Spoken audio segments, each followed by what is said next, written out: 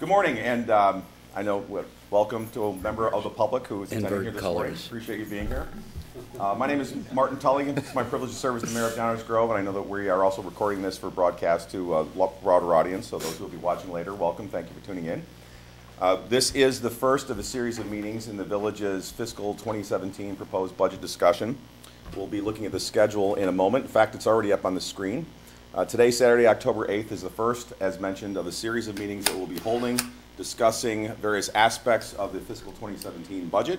Today is the first presentation of the budget, although it has been online available for a couple of weeks now, approximately. But we'll be going through it today with staff. Our agenda today is to first introduce everyone who's participating, and obviously, as I've just done, welcome everyone to the meeting. We'll be going through a budget overview presented by staff. We'll then touch upon different aspects of it, such as the property tax levy, the proposed property tax levy, the general and related funds. If necessary, we'll take a break, and then we'll come back and talk about capital infrastructure and other funds, and then we will obviously have opportunities for public comment along the way. And we will go as long as we need to get through this part of it in this session, and then, as mentioned, there will be multiple opportunities to come back and talk about the budget at both council meetings, and then we do have a coffee with the council that is scheduled for Saturday, October 15th, and the focus of that coffee with the council is, not that we don't take other questions, but the focus of that coffee with the council is the proposed fiscal 2017 budget.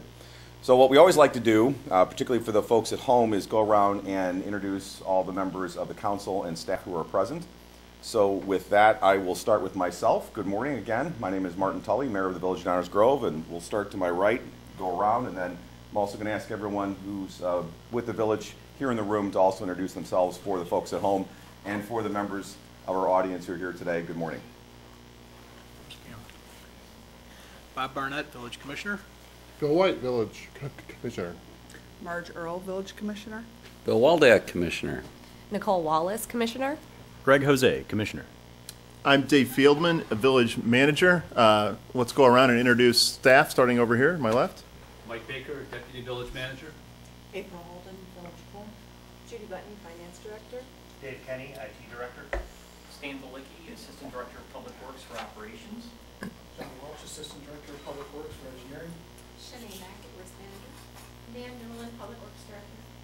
Megan Miles, Management Analyst. Dennis Burke, Human Resources Director. And Sharp, Village Attorney. Jim Jackson, Fire Chief. Stan Popovich, Director of Community Development. Deputy Podolsky, Deputy Fire Chief. Doug Loader, Police Chief. Shannon Gillette, Deputy Police.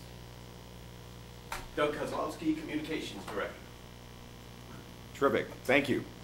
And to those who are attending live today, welcome. Thank you for coming out and spending time with us, and we look forward to any questions or comments you may have along the way. As always, there will be multiple opportunities for public comment. And with that, we traditionally turn things back over to our Village Manager, Dave Fieldman, to begin with the budget presentation and overview. Good morning. Good morning, Mayor Tully. Thank you so much. I do want to start out with a program note about this year's schedule. This year's schedule for budget review is a little bit different than previous years. We no longer meet on election Tuesdays, which means we are not meeting on Tuesday, November 8th. Which means you see a meeting up there on Tuesday, November 22nd. Just a heads up to the council and those who may be following along, that is the Tuesday of the week of Thanksgiving. So if there is an event where we would have to not meet on that date and time, we can adjust the schedule accordingly. So just a heads up on that issue. Okay, moving from program notes to our actual budget presentation, I first want to start off by thanking everybody that just introduced themselves from the village staff. They are the ones that produce this budget. They are the ones that implement this budget. I want to have a special thank you to Judy Button, Carol Hogan, everybody in the finance team. Extra special thank you to Megan Miles, who is the genius behind all the documents and presentations that you see here today. So thank you, everybody on the team. Let's start out with our flight analogy. I think the council is very familiar with this because we use a flight analogy to describe village council and staff work roles and responsibilities. You may recall that in the summer, as we do every summer, we spend a lot of time on long-range planning. The long-range planning takes place at what we call the 30,000 and 40,000 foot level, establishing goals and priority action items.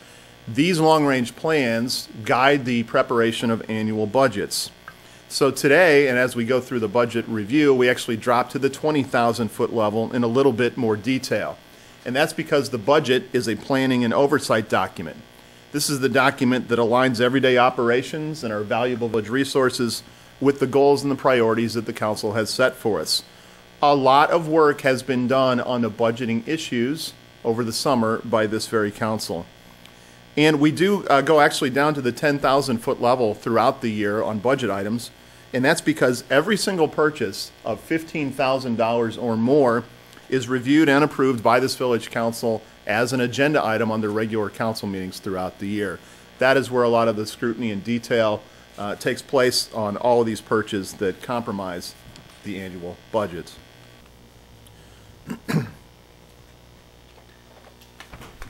There are really 9 key points to the FY17 budget that I'll go through, and you'll hear many of these repeated and emphasized this morning. First and foremost, this is a balanced budget. Our operating fund is balanced with revenues and expenses of $46.9 million. Second, the ending fund balance, sometimes referred to as reserve, in our general fund will remain at the recommended level of 40% of annual expenses. This is an important targeted amount because it's consistent with rating agencies' guidelines for overall financial health in maintaining a great AAA bond rating. Third point is, for the 6th year in a row, there will be no increase in the property tax levy that's used to fund village operations. There is, however, a $490,000 increase in the levy for public safety pensions. This increase is necessary for the village to make the state-required contributions to these pension funds. This FY17 budget includes the cost of transitioning our emergency dispatch operations to a regional solution called DUCOM. The transition costs, one-time costs, are over $500,000 and will be offset with a reimbursement of over $315,000. With this transition, total staffing levels at the village drop by over 16 positions.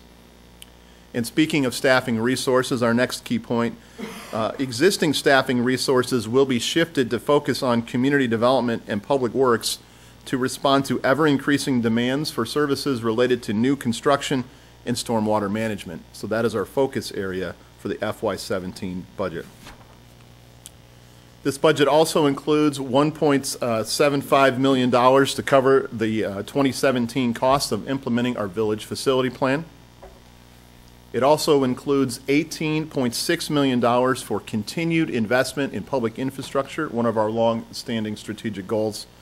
And the final key point of this year's budget is that it does include the $3.9 million in revenue in the Stormwater Fund as directed by the council during this year's long-range planning efforts. This revenue is currently shown as fee-based. However, the council, in conjunction with this budget, may make changes to the revenue source in that fund. Should it be property taxes? Should it be fees? Should it be a combination of both?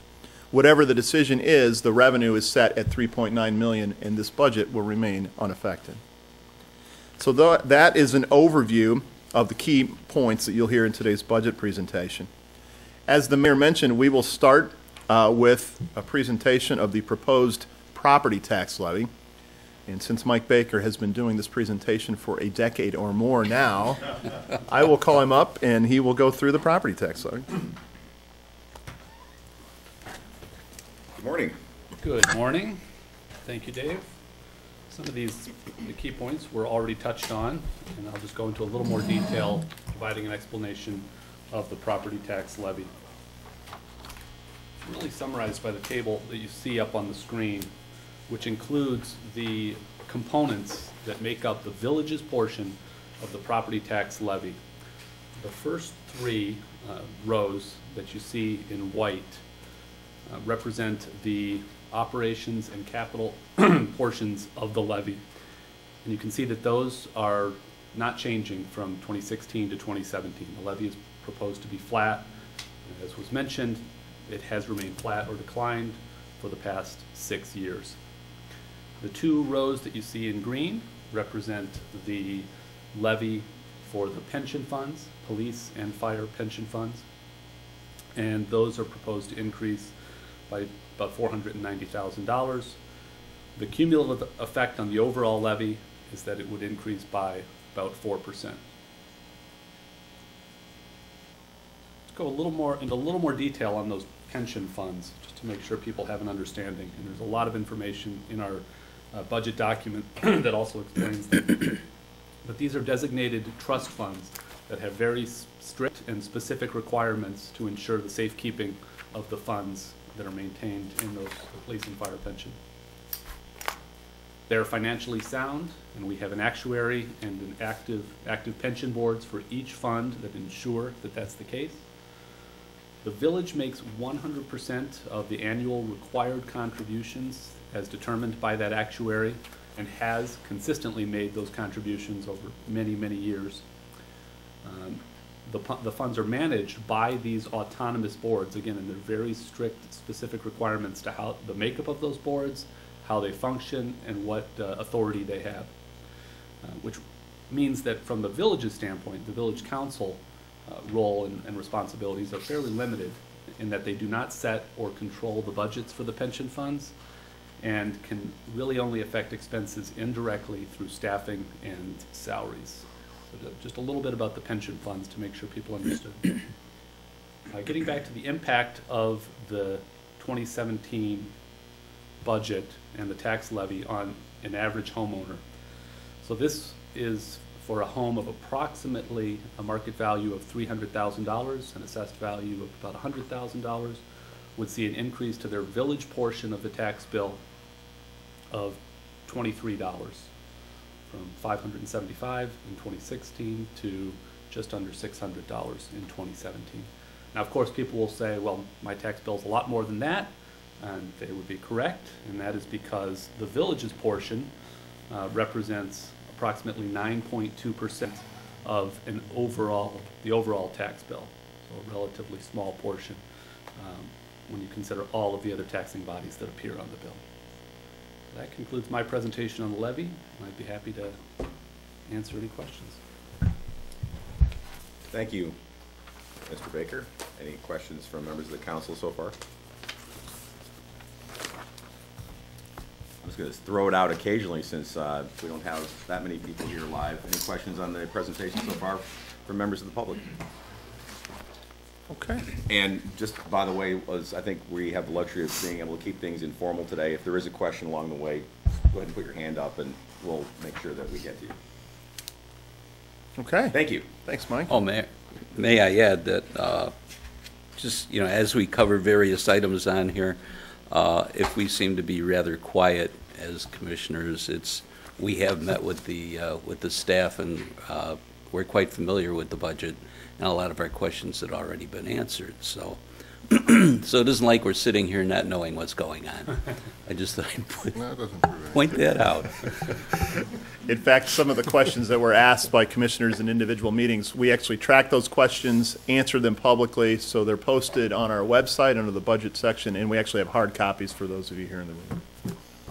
I actually appreciate you pointing that out, Commissioner Waldeck, and I'll take it one step further. There's another piece of this, is that a lot of the budget, and for those that have been through this cycle before know this, but for first-time attendees or first-time viewers, this process really begins in the summertime when we start talking about long-range planning, and the council gives direction as to what priorities are for capital projects, what priorities are for other projects, and in many respects, those meetings and those decisions and that direction that are arrived at by consensus of the council with input and discussion with members of the public drives a lot of what the budget is. So by the time the budget reaches this stage in October, a lot of it looks very familiar, and certainly there are a few surprises. Obviously the details are important, and there still are questions, which, as Commissioner Waldeck pointed out, we've had an opportunity to ask those questions and present them to staff in advance.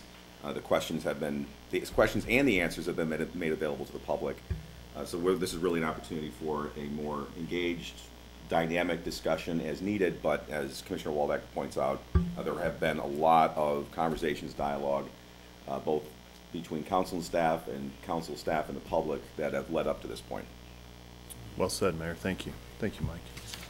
And with that, we'll move on to our general fund and 4 other related funds that interact with the general fund.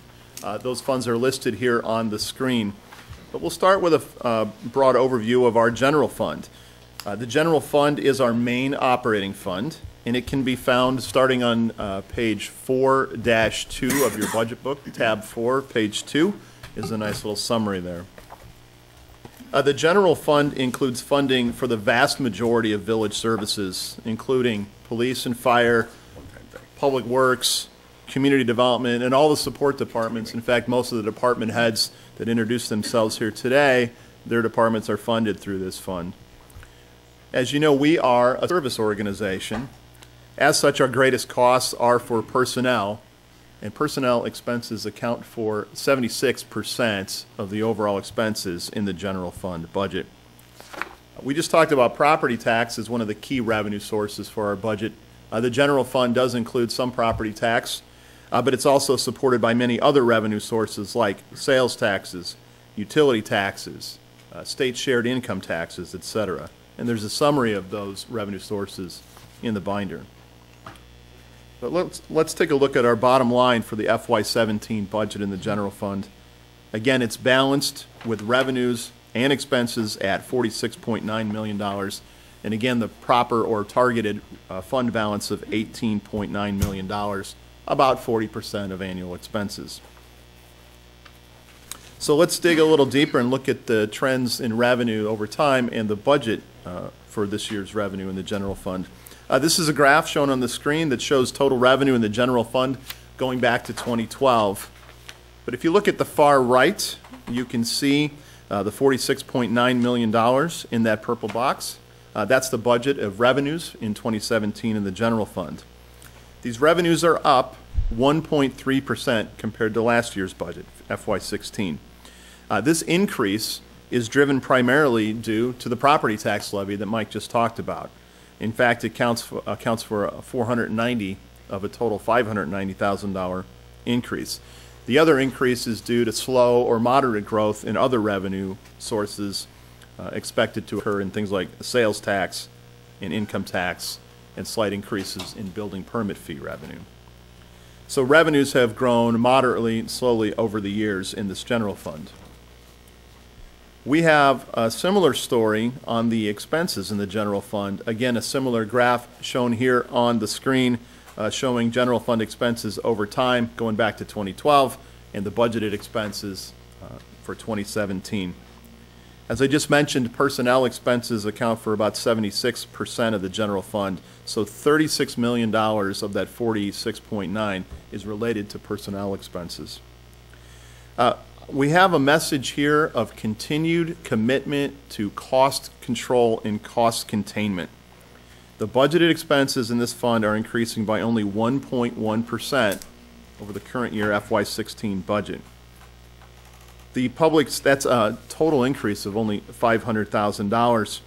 The public safety pensions and the cost of transitioning to DUCOM account for all of the increase. So we are otherwise a flat budget, but for those two items. So that, of course, is a very broad brush overview of the general fund. There is much, much more information in your budget book. And we're happy to answer any questions that the council or public may have with our staff team that's here today. Thank you. Quick comment, actually an accolade. Thank you for continuing to basically keep expenses beyond under control for a sustained period of time. To have done that for at least 5 years running is extraordinary in this environment. And I just want to publicly thank all staff for making that possible, because I know it's not easy. The other thing that I want to point out is, and this is really table 2 in the overview, where it talks about the general fund revenues.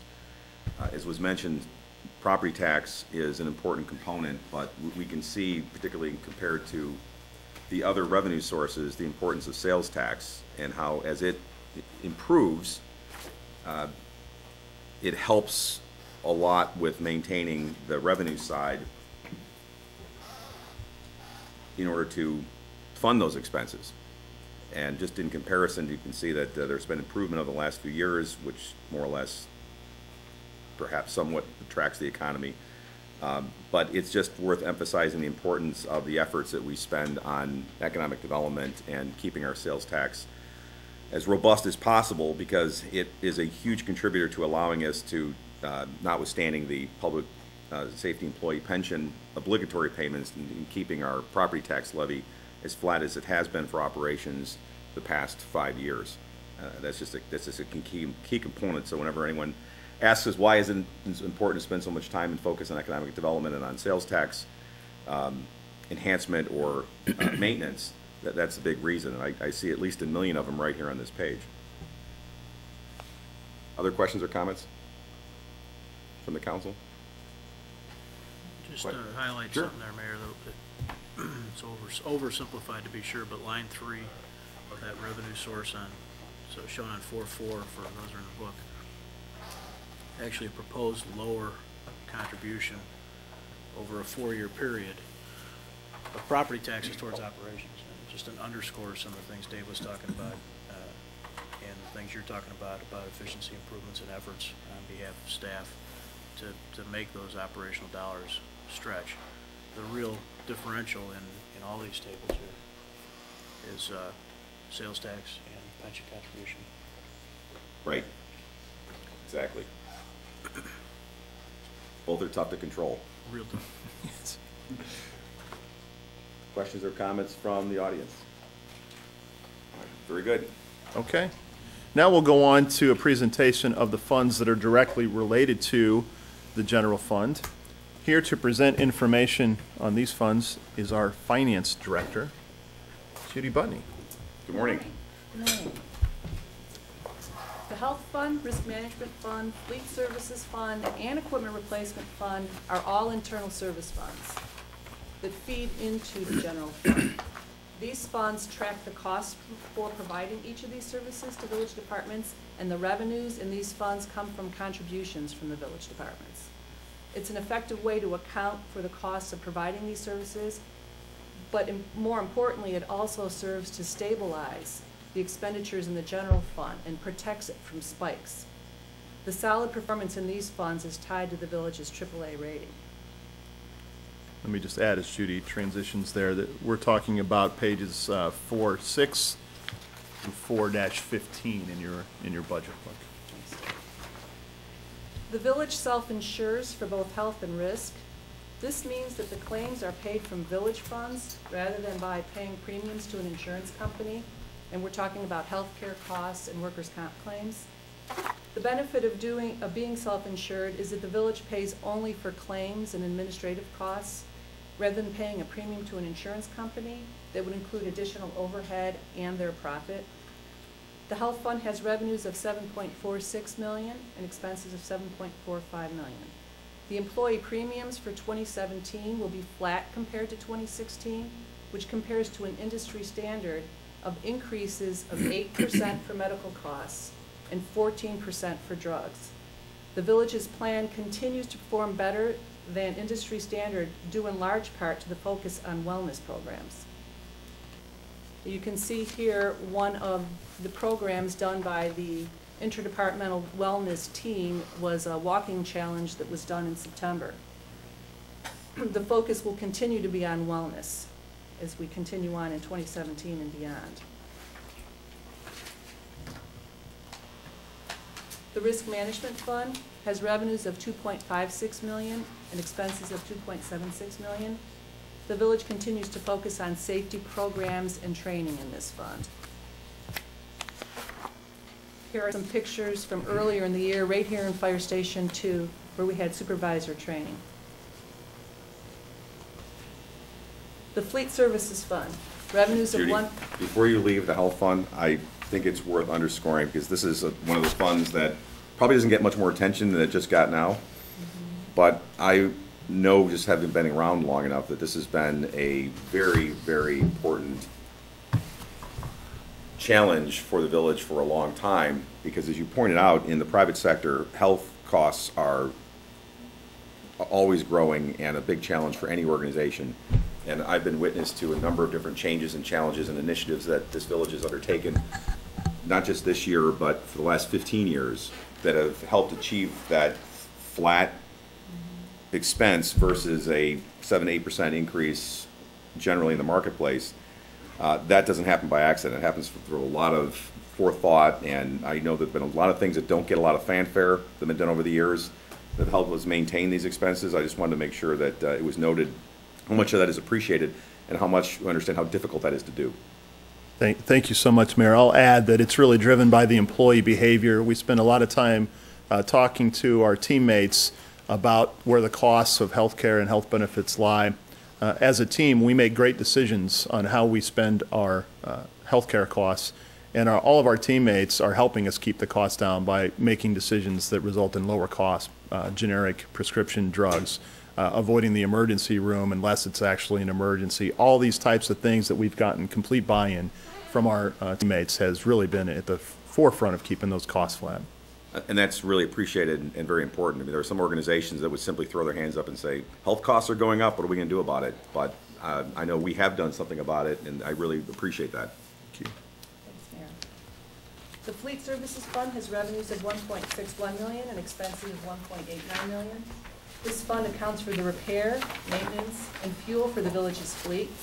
Fuel prices were lower than anticipated in 2016, resulting in a favorable variance that will be passed back to departments in 2017. The village outsourced parts management and inventory in late 2015 so that the village can take advantage of discounts on the purchase of parts. Efficiencies from this relationship also allow the village to shorten downtime for public safety vehicles, getting them back on the road more quickly to serve the community. The Equipment Replacement Fund has revenues of $1.43 million and expenses of $2.2 million. This fund accounts for vehicles, IT equipment, and fire equipment. There is a listing of the 2017 purchases found on page 4-14 of the budget books. This fund provides for dedicated funding source for equipment that is replaced on a routine basis. This is done by pre-funding those purchases so that funds will be available when the equipment is ready to be replaced. The goal is to minimize the cost of owning and operating vehicles by replacing them when the annual cost of repairing and maintaining them is greater than the annual cost of purchasing and maintaining a new vehicle. You'll notice that in 3 of these funds, the expenses exceeded the revenues. As I mentioned earlier, this is how these funds work. The revenues and expenses balance out over time.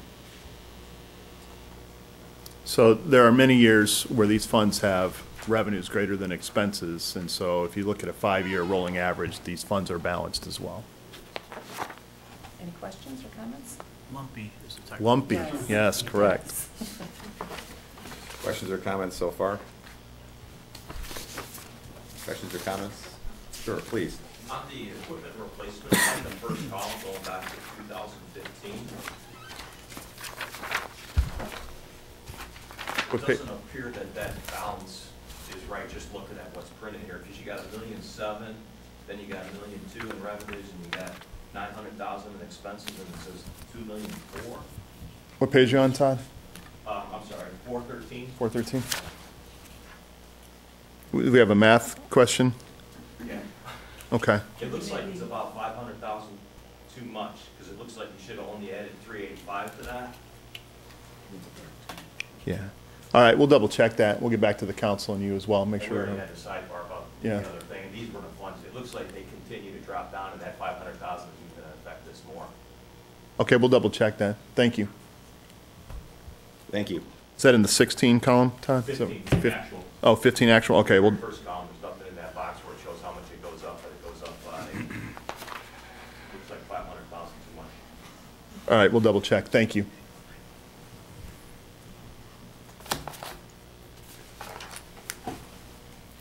Any other questions?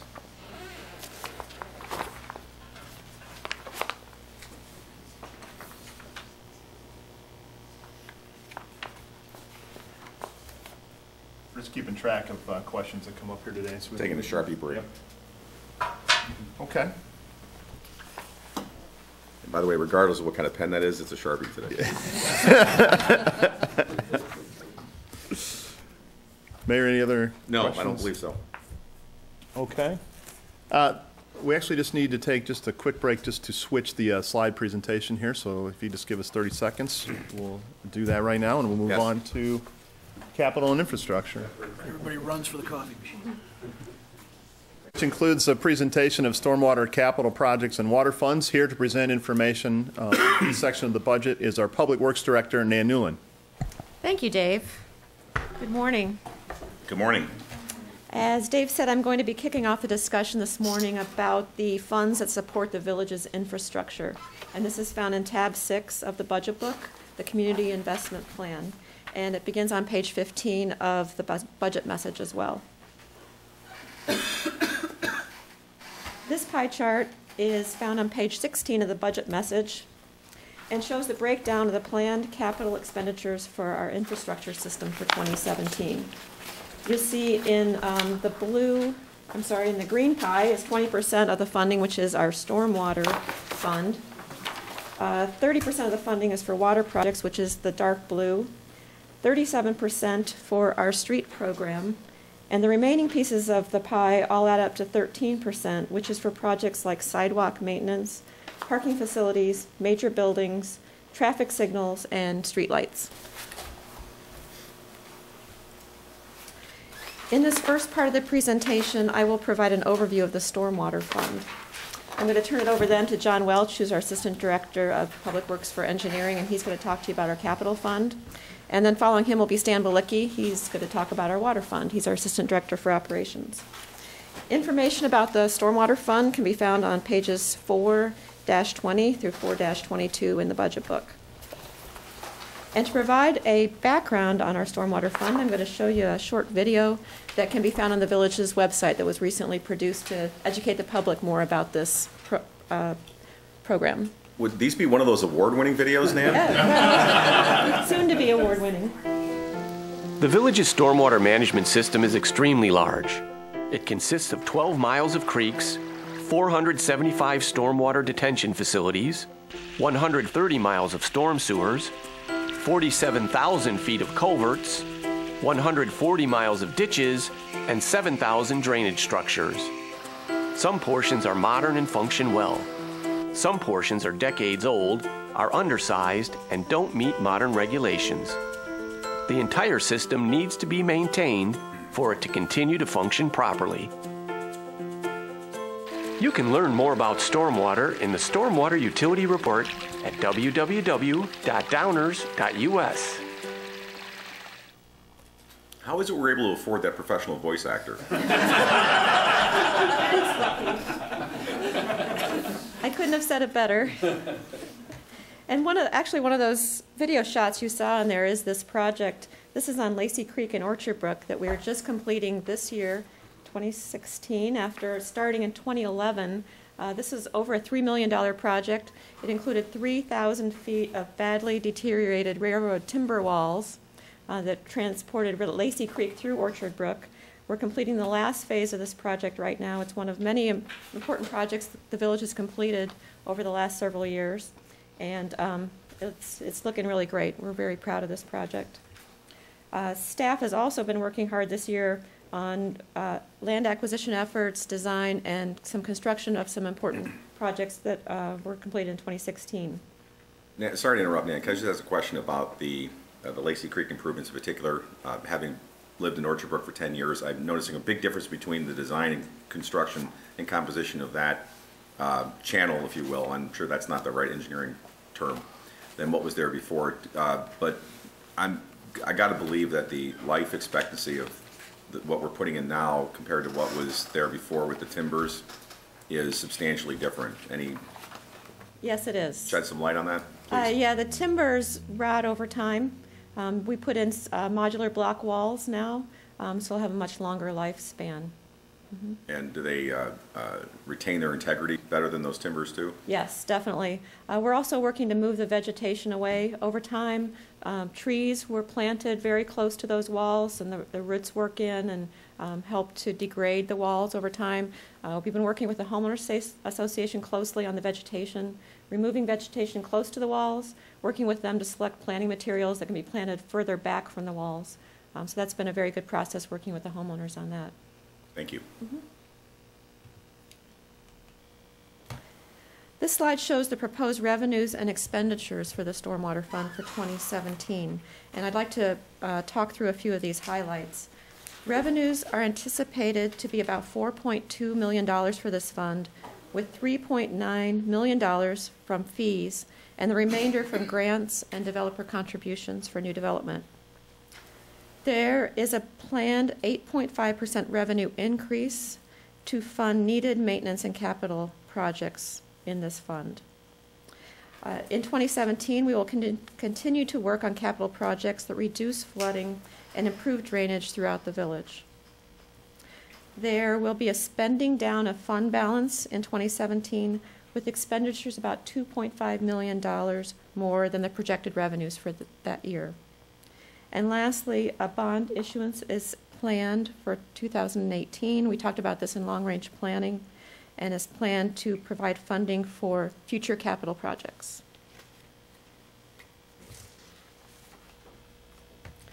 The planned expenditures in this fund for 2017 include $1.91 million for maintenance, operations and maintenance, which include things like storm sewers and structural repairs, clearing blockages when we have rain events, responding to service requests.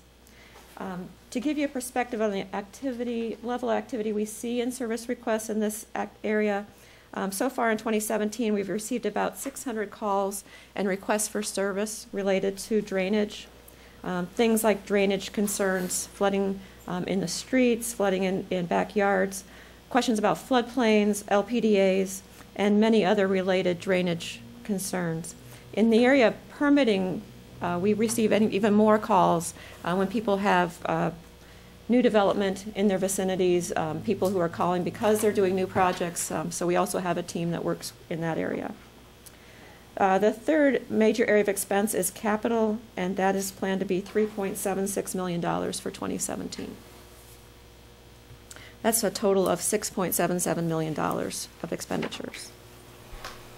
On the capital side, these are the major capital projects that you'll find in the Community Investment Plan in tab 6 that are planned for 2017. The majority will be spent on projects recommended in the 2014 Stormwater Project analysis that was following the 2013 flooding event we had in April of that year, and for things like land acquisition, design services, and construction. We'll also be replacing failing storm sewers on a regular basis like we've been talking about for the last several years, as well as things like head walls and other stormwater structures, and improving stream banks, similar to what we just talked about with Lacey Creek. So that concludes my presentation. I'd be happy to answer any questions. Thank you, Nan. Questions from the council? Questions from the audience? Very good. Thank you. You're welcome.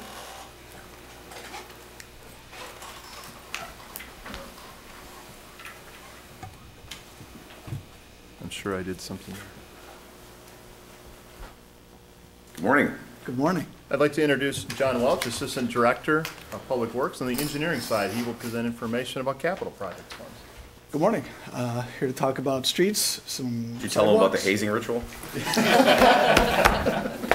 Just to keep that a good secret. Streets, sidewalks, other capital projects that we will have going on in 2017.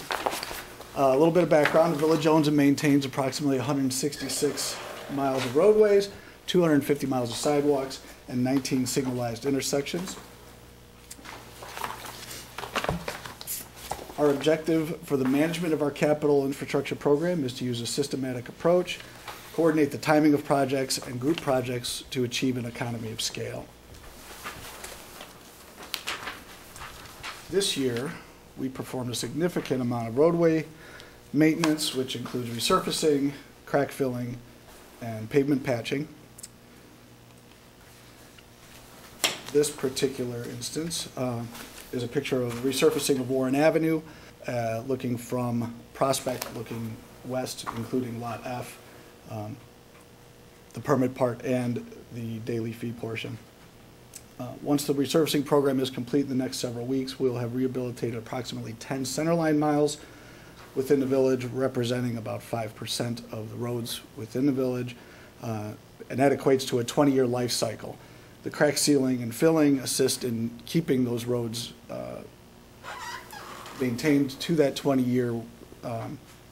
kind of 20-year target where then we can come in and just do a maintenance resurfacing.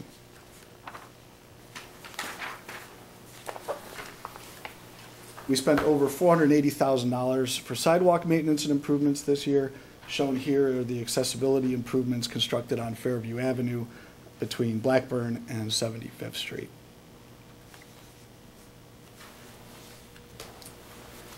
In FY17, we're anticipating just over $8.7 million in revenues to this fund with just over $9.8 million in expenses, and that difference represents the spending down of fund balance.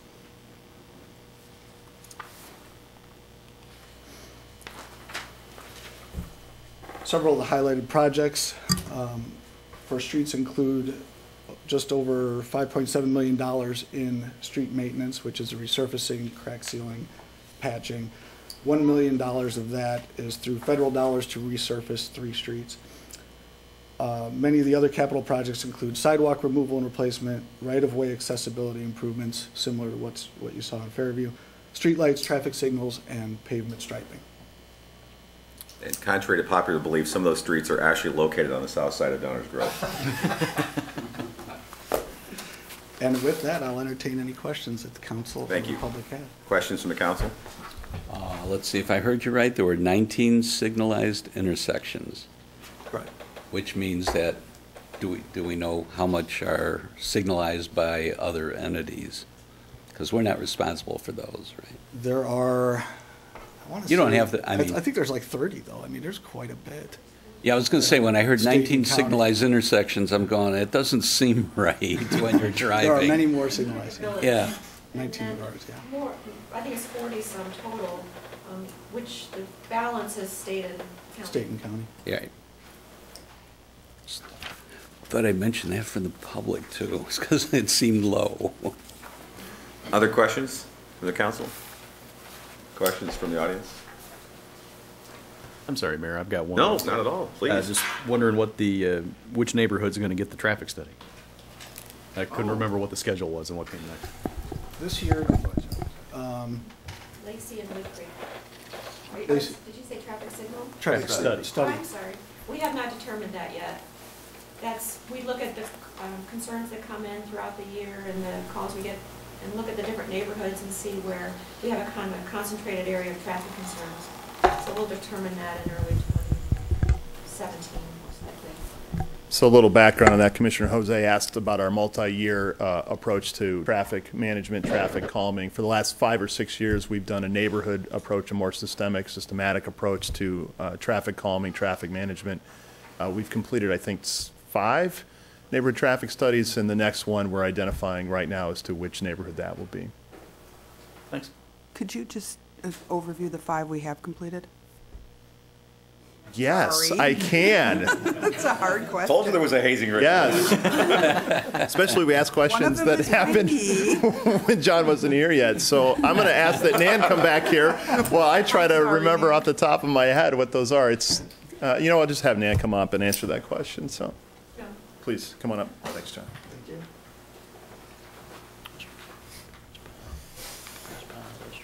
I didn't mean to do this. Oh, sure. Sorry. That's okay. Nan, I think actually remembered. Oh, yeah. We started in, I think, 2011 with the area between 55th and Maple, so south and east of the downtown.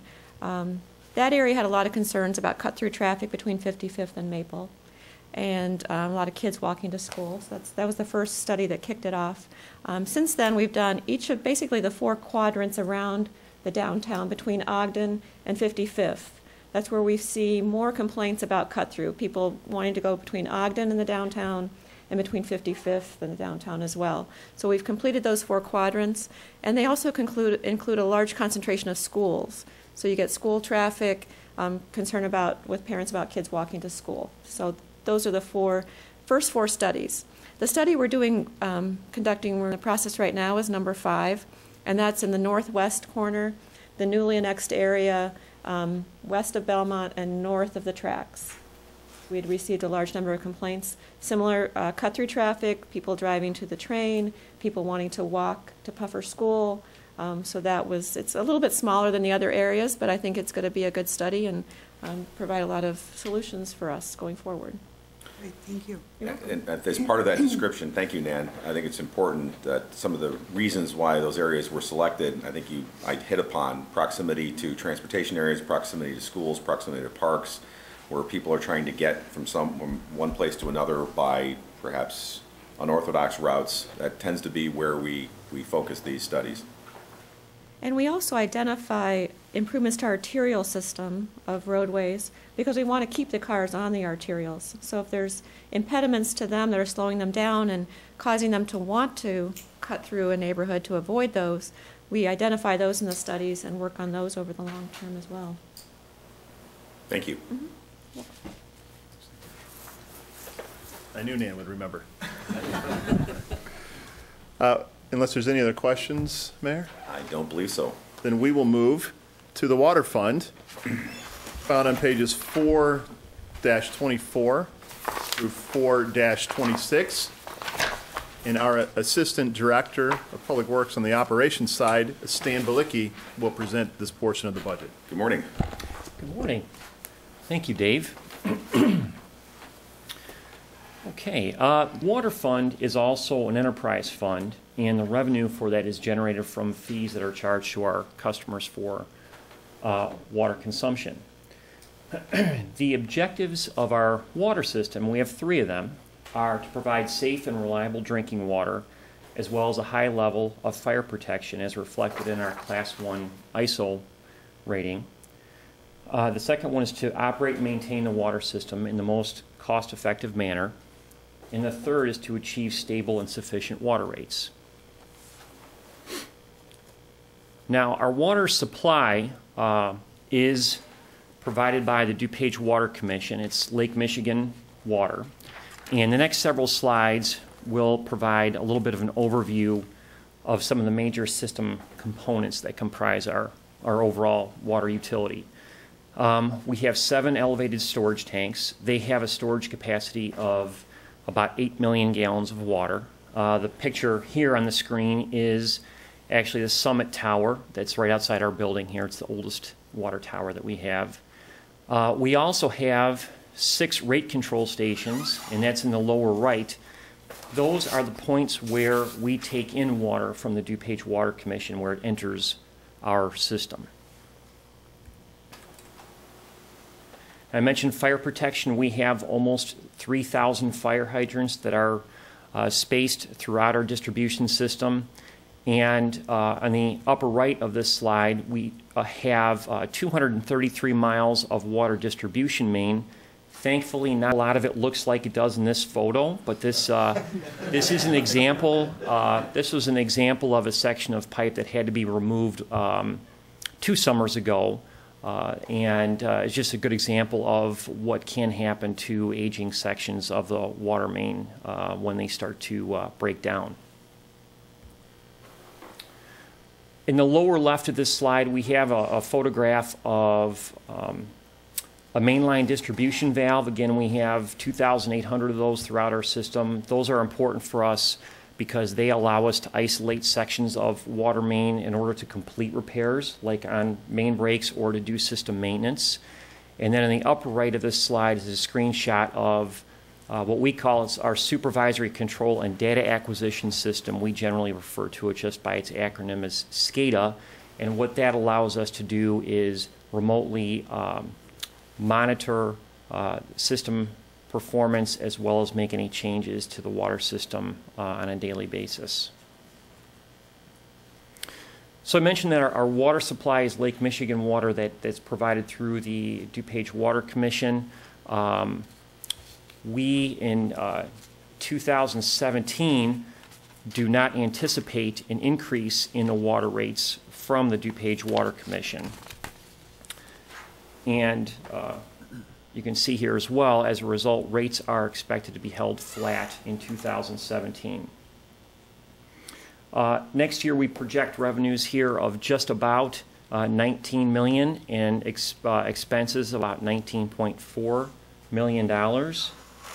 And the revenues include a $4 million IEPA loan. And one of the goals of this particular fund is to build up the fund balance a bit to move toward, a pay-as-you-go approach for our capital projects into the future. So if we look on the next slide, it breaks down our expenses in a bit more detail for 2017. The single largest expense in the water fund is our cost of water that we purchase, and that's at $8.42 million. That represents 43% of the overall expense budget in water.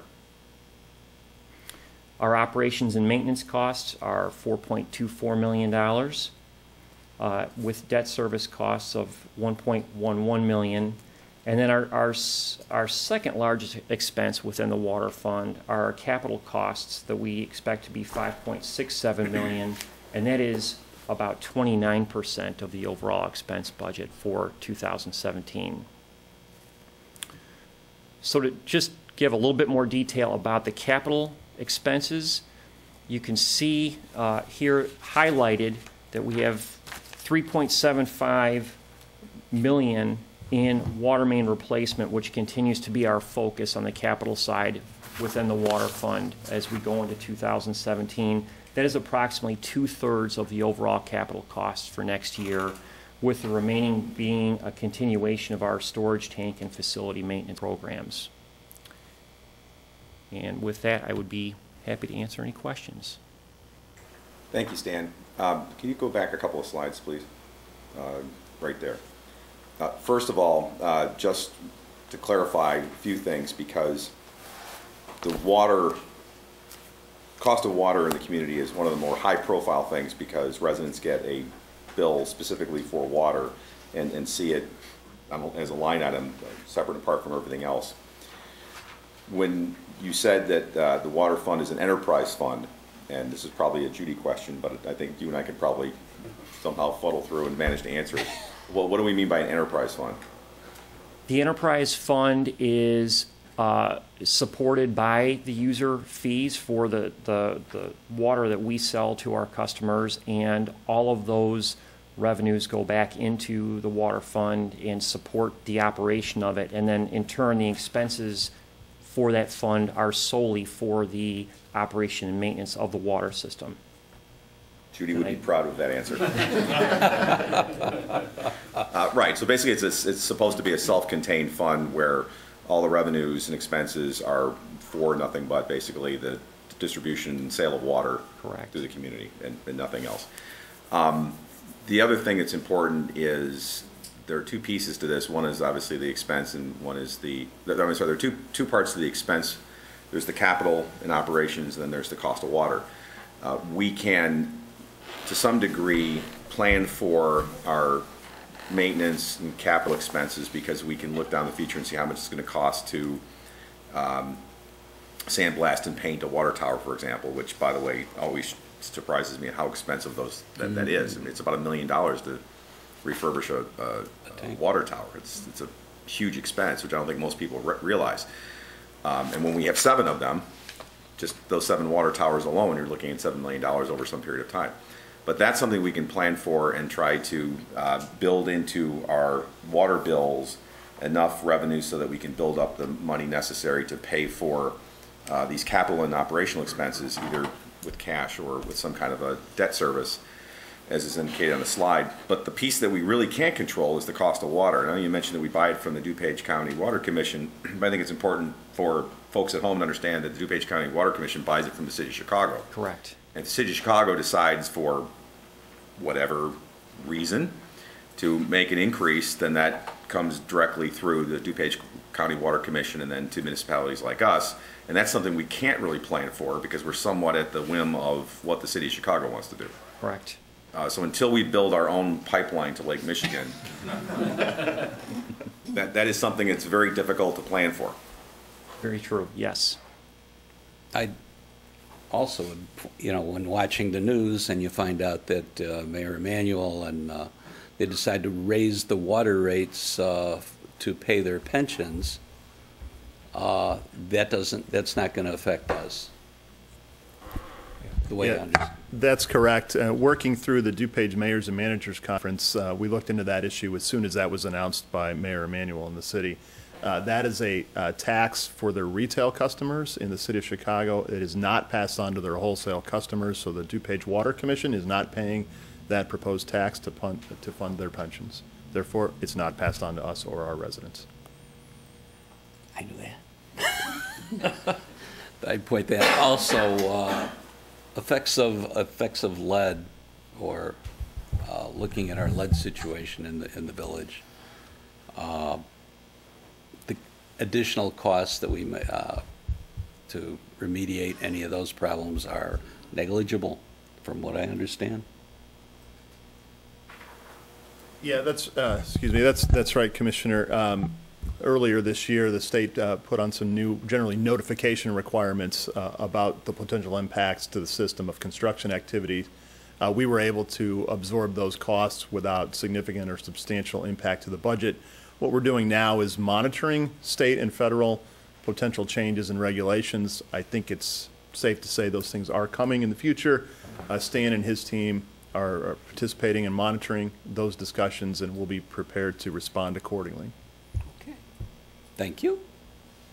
Stan, for those who are watching that may not know this, could you talk a little bit about the existing well rehab, the $1 million there? I think there could be some folks out there that don't know that we maintain a well.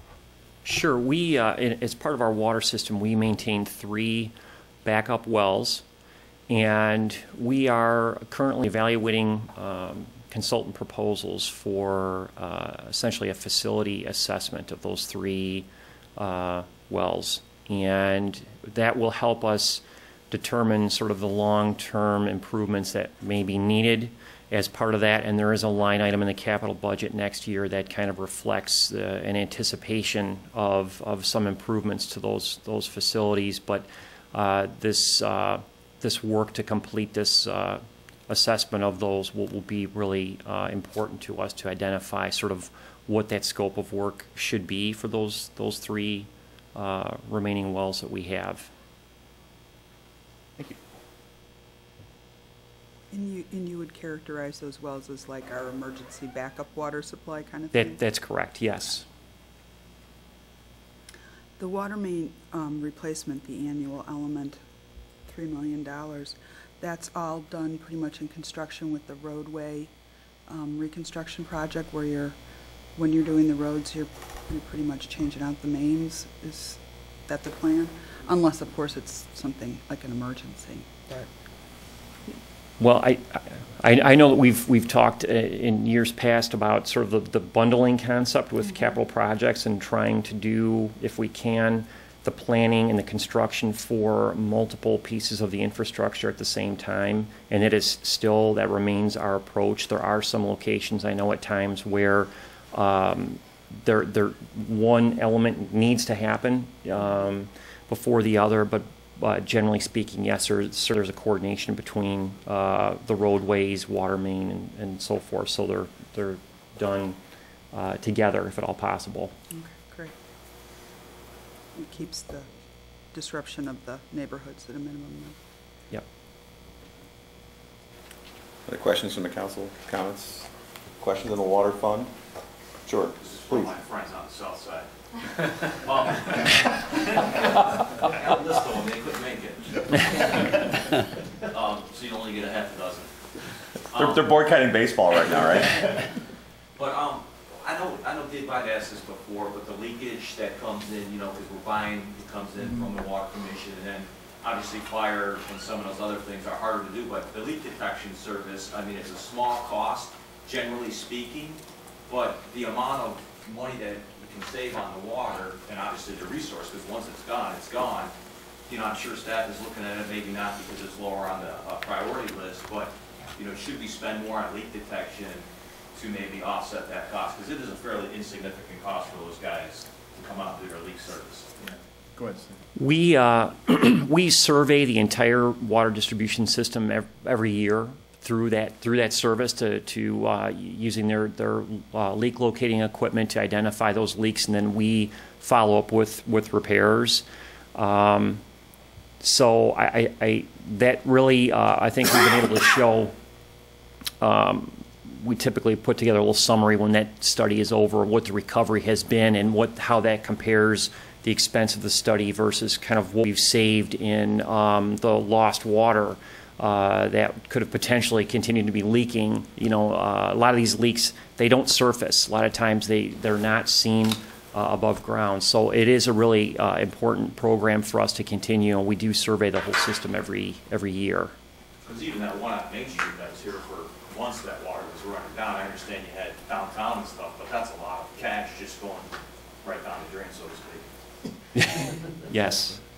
I just want to compliment Stan and his team. This has been an initiative of his over the last couple of years to increase the efficiency and reduce the water loss. So it's been a handful of years now that we've been doing leak detection system-wide. We'll get the report numbers on that, but it is more than paid for itself. The return is fantastic. So thank you. We'll get that information out. Thank you. With that, very good. We have covered at a very high level, beginning with long-range planning and into today's budget presentation, about $90 million of a total budget of about $123 million. Again, the council has given the staff direction on these major initiatives over the last several years. Frankly, this budget is just the annual implementation of it. There's a lot of information here, and there's some funds that we don't have presentations for. We are happy to go through any of the funds, any questions the council may have. We'll call up Mr. Baker here. We can go through any of those other funds in any detail that you'd like, Mayor. Thank you, and I'll give everyone an opportunity to do so. The one that I want to ask about, and I know it's forthcoming, but with respect to the library fund, I know that we are awaiting the proposed budget from the library. When do we expect to have that? We just received that last week from our component unit friends at the Downers Grove Public Library. We do have a success story there in a partnership. Working with our partners at the Public Library, we are working on a cash flow management model which would allow the Public Library to levy fewer dollars for next year and allow them to put aside needed money for their building maintenance issues, just like we have our long-term building maintenance planning issues. So their overall levy, when you look at what they had planned to levy for the building and for operations, is actually dropped for FY17. So I just want to thank the new director at the Public Library for working with us on that initiative, as well as the library board approving that levy. I appreciate you sharing that, and obviously we'll look forward to the full budget and all the details, which we have now, but we'll see it as part of our conversations, perhaps at our next meeting. Yes, on the budget. We will distribute that as well. Okay, very good. I'll look forward to seeing that, because it is a budget within a budget, so to speak. So it'll be something that we haven't seen in detail yet, and should certainly take a look at. But I also want to thank, you're being too humble, I want to thank you and Mike Baker in particular for the other side of that initiative, working with the new library director to come up with this partnership that has allowed for the financial benefit that you just mentioned, which obviously affects, in this case, our mutual constituents. Thank you, Mayor. So we'll reserve questions on the details until we see the full document, which will be available soon. Thank you. Other questions on other funds or any of that 90 million that anyone wants to ask any questions about? Any other fun questions from members of the public? Very good. Great, thank you. We will present answers to the questions that were asked today on Tuesday night's council meeting. And of course, if there are any other questions or comments that come up, we can start to address them then through the whole budget process ending in December. Thank you, Mayor.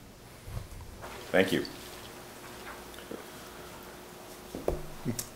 That's it. That's all we had. Wow. That's what happens when you do. All right. Now, I understand that Commissioner Jose has a dramatic reading that he would like to present to everyone here. That sound you hear was me going under the bus. I believe it's a selection from Walden Pond. Is there I thought you were going to give me time to warm up, Mayor. Come on. Any other questions with respect to the budget process at this juncture? obviously, this has become very efficient. One of the things we were talking about is, given the way that the budget process has changed, and I'll just take this opportunity to share this with my colleagues. Going back maybe 10, 15 years ago, and many in this room will remember this, the budget presentation used to be more like Shark Tank, where the different departments would literally step up to the microphone with their funds, and Mr. Excitement and Mark Cuban and others would ask a bunch of questions about why do you need this, and what's this, and can we do this, and that forth. And we've gravitated away from that, from a much more proactive process where, as mentioned, we start talking about the priorities and the needs and directions much, much ahead of time. So the budget isn't all of a sudden just presented in a Shark Tank type fashion. It's really something that is collaboratively developed over the course of many, many months, beginning in the summer through long-range planning with staff and the council and with input from the public. So by the time we get to this stage, there are very few surprises. Yes, there are always some developments and questions. As Commissioner Waldeck mentioned, those questions have been raised. And the budget document, at least as currently proposed, has been out there for a couple weeks now for input, comment. So a lot of today's efficiencies in terms of meeting, I think, are a product of a fundamental change in the philosophy and how we approach the budget process. And it may be that the days of the all-day Saturday budget meeting are no longer necessary, because really we've replaced it with a months-long process that starts in the summer and continues through the fall, and over a course of a number of other meetings where we'll talk about the property tax levy in particular, because we have state law requirements of things we have to do a certain way, ultimately culminating in something that we anticipate approval late November or early December. Yeah. Late November, early December for our fiscal year. That we've really, in one respect, we may not need an all-day Saturday budget meeting anymore, but instead we have a 6-month process that we've been utilizing very effectively, I think, for some time now. So maybe for next year, something to think about as to whether having an all-day Saturday meeting is necessary. Perhaps what we do is instead have different meetings where it allows for opportunity for public engagement at different times that are convenient for different people, such as the coffee with the council on Saturday, Tuesday nights, our regular meetings, and maybe some other occasions. But maybe we've outgrown this Shark Tank-esque approach. I'll just put that out there. No need to answer it for this year, but maybe something to consider next year. And with that, as was mentioned, this is the first in a series of meetings, so certainly those who have questions or comments or want to follow up. The next time we'll be discussing the budget, the proposed fiscal 2017 budget in particular, will be this Tuesday on October 10th at our regularly scheduled Village Council meeting. And then we have, as mentioned, a coffee with the council at Fire Station 2, that's right here, on Saturday, October 15th, providing another, perhaps a more convenient weekend date for anyone to come in and ask questions about the budget. We will entertain other questions, but that one is focused primarily on the proposed fiscal 2017 budget. And then, of course, there will be another series of meetings where we'll have public hearings and discussions of the proposed levy over the course of the next couple of months. So before wrapping up, any other questions or comments? Absolutely, please. You have 3 hours. No, just first of all, I just wanted to say that this budget and staff did a great job on it. Some organizations like herding cats, I don't think you have that with your staff here, so that's it's great that they do such a good job on this. The one thing though that I did want to ask is, what's kind of the turnover rate within the village? I mean, when you look at the employments, the FTEs, they're fairly consistent, but that doesn't necessarily say what the turnover rate might be, because you might lose somebody and hire somebody in that same year. So I was kind of more, what's kind of generally the turnover rate? And you don't have to answer it today, but the question goes more along to that you have a great staff, and with every organization you start looking at compensation and benefits and quality of life and that type of thing. And with as much going on in our town, Stan and his team, community development, Enza, you and legal, you guys have a lot of stuff, pretty much everybody touches. I guess when you look at it, how are we working them too hard? And even as a taxpayer, I'd rather spend the money to keep the people than other people having to spend the money and time that they lose to get somebody up to speed. Thank you, Todd. Based on Todd's comments, we're going to propose an amendment to the budget for raises across the board. Everybody. Yeah. And how do you spell your last name again and your address? We'll get a turnover report to council, but again, I think Mr. Paradis just captured it. We have an incredibly engaged professional staff. Todd, yes, thank you. We'll get you the information. We'll share it with the council, but I think you captured the essence of it. Well, great job, Seth. Thank you. Thank you for that comment. And the applause. Two things real quickly. Number one, I think that the council, as fellow residents, are I think also uniquely aware of the need to achieve that balance of being efficient and achieving the kind of very fiscally responsible outcomes that we do year after year after year, with retaining the talent necessary to actually achieve those results. And it is a balance in this organization, no different than any organization, and I think we do a pretty good job of that. I think our philosophy is not always to be at the top of everything, but we want to be certainly well where we would expect to be from residents of a community of this nature. And we do look at the challenge of compensation plans from time to time. Like any other organization, coming up with some ideal solution to that is not easy, but it's something that we do look into periodically. So that the thought underlying your comments are appreciated and understood. Yes? I have a question. So obviously when you're getting into budget and taxes and philosophy, you can get some different opinion as to how these increases should be funded. And it looks like you spent a lot of time one-on-one with the various commissioners. Do you expect that you have more of a unanimous agreement on the budget, or would you expect different things to surface that the public should know about, different approaches?